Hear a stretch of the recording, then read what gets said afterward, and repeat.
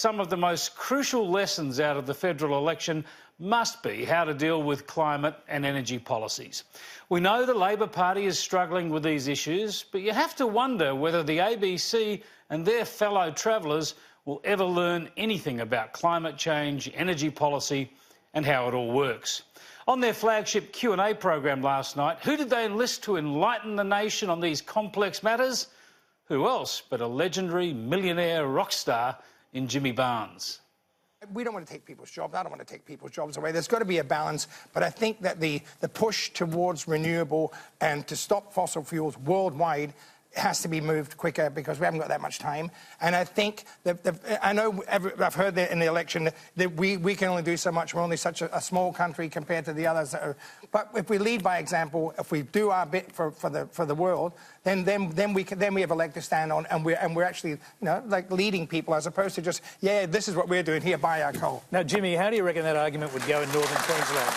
Well, it didn't go very well for Labor. No, it didn't go very well for Labor. But the thing is, it's not about like people don't want to. How many people want to live down a hole digging up coal when they're choking them? There you have it. Never mind the cost, never mind whether it achieves anything. Let's take action to lead the world, even though the rest of the world is actually negating everything we do.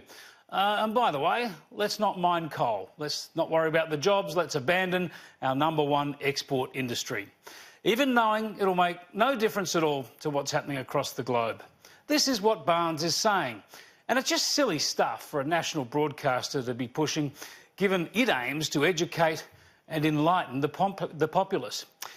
But it got worse when Liberal MP Nicole Flint tried to highlight the risks of rushing too hard, too soon on renewable energy by reminding people about the unprecedented statewide blackout in South Australia almost 3 years ago. Absolute miracle, nobody was killed. Now, there was a terrible situation at Flinders Medical Centre in my electorate where they had to transfer ICU patients because their backup generator went down. This is the impact of losing the reliability of your power supply. There are very real human risks and human costs. But what wasn't there also like the fact that this was caused by extreme weather? Exactly. Does that come into consideration here? What are we talking about? I don't understand this argument at all. But, Jimmy, to be fair, we have extreme weather around Australia. We have cyclones, we have all sorts of weather events. Worse. And entire states' power supplies do not go down. Well, you've got to work it out, mate. When it's not the weather's fault, it's the Labor Party's fault. Always. Okay. All right. Once again, the bloke who can sure belt out a tune was way out of his depth, echoing the sorts of slogans you read on Twitter. This $300 million blackout has been thoroughly investigated. The storm felled some towers, bringing down some relatively remote and unimportant power lines. The problem in South Australia was that some wind farms also tripped prematurely, and the combined jolt knocked out the interconnector to Victoria. This was the key point. Without the interconnector bringing in coal-fired power from interstate and with wind power blown down, South Australia didn't have any dispatchable power. It took hours to fire up gas generators to start to bring the grid back online. Even South Australia's Labor government at the time conceded by its actions that its renewables push was to blame because it spent $500 million installing backup diesel generators.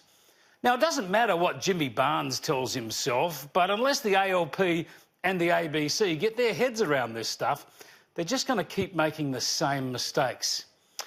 Also, speaking of Twitter, let me just show you one response to that ABC exchange last night. Former Sydney Morning Herald columnist Mike Carlton tweeted in admiration for Barnes because he wasn't strangling Flint as she sat beside him. And I'm old enough to remember when the left was opposed to hate speech and violence against women.